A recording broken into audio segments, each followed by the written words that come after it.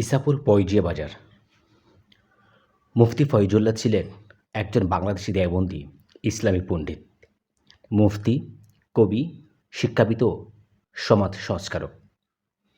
ফতোয়া প্রদানে দক্ষতার কারণে তাকে মুফতি আজম বা বড় মুফতি বলা হয়। তিনি চট্টগ্রামের হাটহাজারী মাদ্রাসার শুরুর দিকের ছাত্র ছিলেন। পরবর্তীতে দারুল উলুম দেওবন্দেই লেখাপড়া সমাপ্ত করেই শিক্ষকতা শুরু করেন।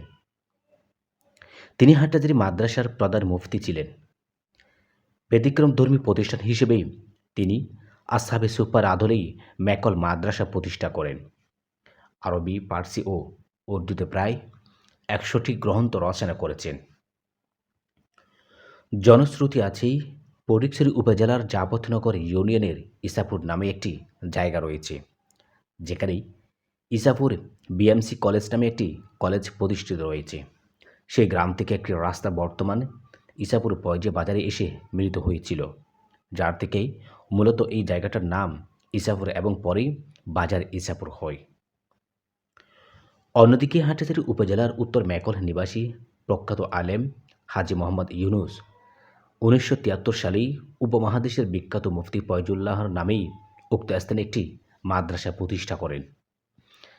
এই মাদ্রাসা প্রতিষ্ঠার আগেই ৩-৪টি দোকান ছিল। মাদ্রাসা প্রতিষ্ঠার পর ঐতিহাসিক ইসাপুর রাস্তার মাথায় দোকানের সংখ্যা বৃদ্ধি পেতে থাকে। পরে ১৯৭৫ বা ৭৬ সালেই হাট হিসেবে পরিচিতি লাভ করে এই স্থানটি।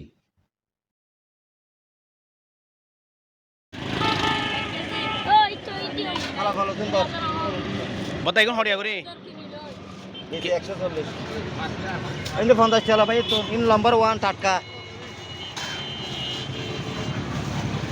মানে বালতি হলো দেখতে যাই রে।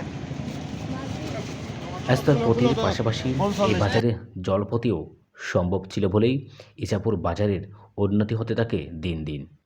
বর্তমানে উত্তর চট্টগ্রামের কয়েকটি বাজারের মধ্যেই ইসাপুর পয়জিয়া বাজার অন্যতম। এটি মূলত সাপ্তাহিক বাজার।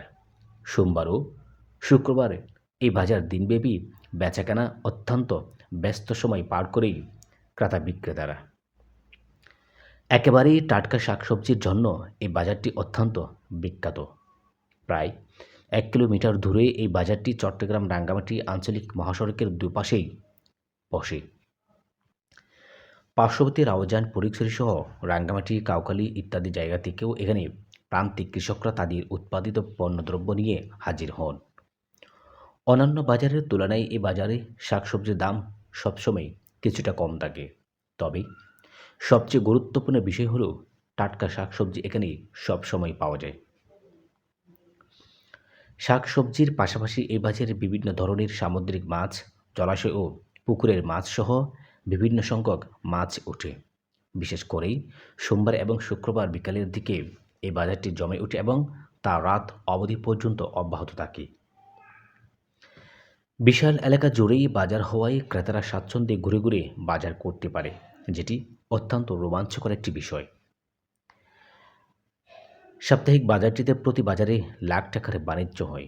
এ বাজারে বিভিন্ন গুরুত্বপূর্ণ সরকারি, বেসরকারি, ব্যাংক, বিমা সহ নানা নামি দামি ব্র্যান্ডের দোকানও রয়েছে ব্যক্তি মালাইকা, নাদিম শপিং মল সহ বিপুল সংখ্যক দোকান।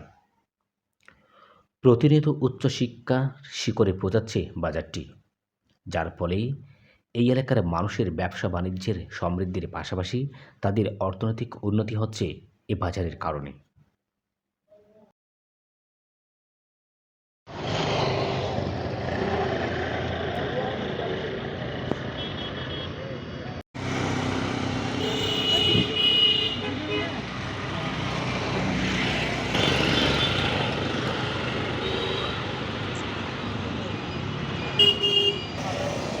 এছাড়াও প্রান্তিক কৃষকরা তাদের উৎপাদিত পণ্য ভালো দামে বিক্রি করতে পারায় ছুটে আসেন এই বাজারে। ব্যবসা বাণিজ্য সহ সব দিক বিবেচনায় এই ঐতিহ্যবাহী বাজারটি অত্যন্ত চমকপ্রদ, বৈচিত্র্যময়।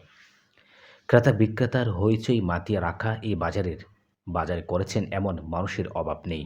দেশে প্রবাসে সকলের স্মৃতির দরজায় কড়া নাড়তে আমাদের এই প্রয়াস।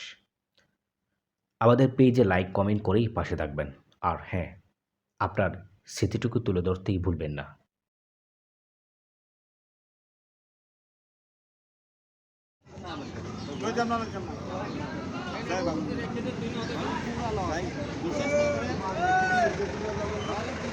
এই বাজারের সংশ্লিষ্ট যারা দেশ প্রবাস কিংবা দূর দূরান্ত থেকেই মিস করছেন তাদের স্মৃতি বিজড়িত সেই হাটের দৃশ্যটুকু দেখাতেই আমাদের এই প্রয়াস। ভিডিও ভালো লাগলে লাইক কমেন্ট কিংবা শেয়ার করতে ভুলবেন না। এইরকম আরও ভিডিও পেতে পাশে থেকে সহযোগিতা করবেন। ধন্যবাদ।